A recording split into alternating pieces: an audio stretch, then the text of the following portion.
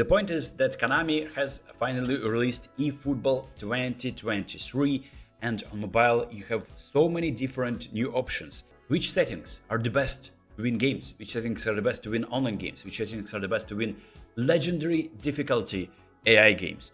So there you go. I'm playing on advanced controls. I switched because I was not satisfied with how Konami is treating responsiveness, the sensitivity of the buttons, the fact that you can't change the size of the buttons, even move the buttons. Konami is adding small update to that. I'll be covering that swiftly, but I'm talking about my settings that I managed to promote in Division 1 by learning these controls in like 1 month. Got into 0.1% of players who are in Division 1.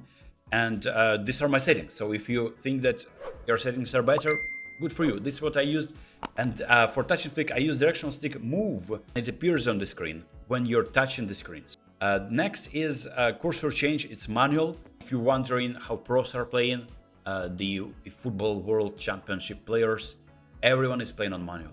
Some people are saying that assisted suits better to them. Good for you. Like, you can play on assisted. Obviously, it's only relevant to defense. Movement input range. Again, a very important feature that Konami is allowing you finally. It was a previous update. So narrow is giving you very high sensitivity. So whenever you're turning directional stick or joystick, with narrow, it will be very, very sensitive. It will be like your player is suddenly making an abrupt change, swiftly turning to right or to left.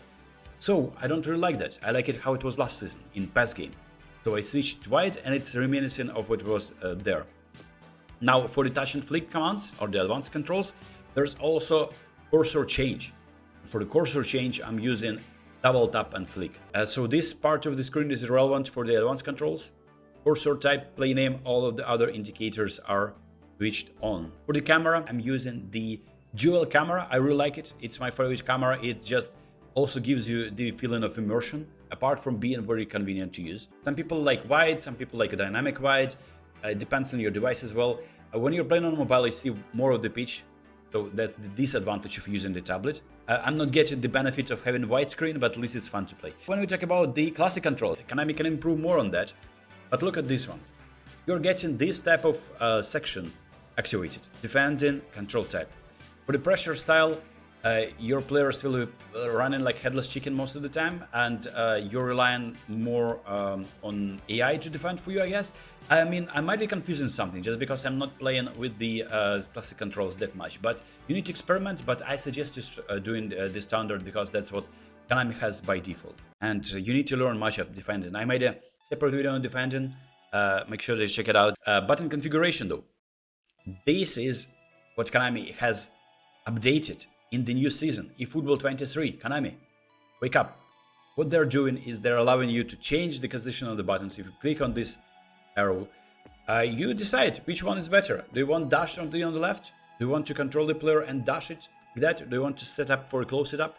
This is what I was asking Konami to do for ages now, and they finally listened. Maybe not to me, maybe to the community. Maybe they're watching my videos as well. See that? If you're watching my videos, Konami, please travel me to London, make me play your game with Arsenal, with Manchester United, with all your sponsored clubs. I wanted Konami to do is increase the size of the buttons as well. That was my big problem. I couldn't hit the buttons. I reached the Predator rank on AlexND game on mobile. There is absolutely no problem with me hitting the buttons. I'm slaying there. It goes to show that there is a problem with the responsiveness and maybe some kind of input delay that is still in the game, which is like you can customize the buttons the way you want. You'll still not be getting the same rapid responsiveness as you're getting in other games, and that's what Konami probably has to work on.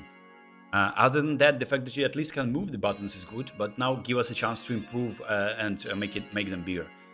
So these are the settings. Other settings, Konami of course moved the graphics over here to this side, and my settings of graphics are as is.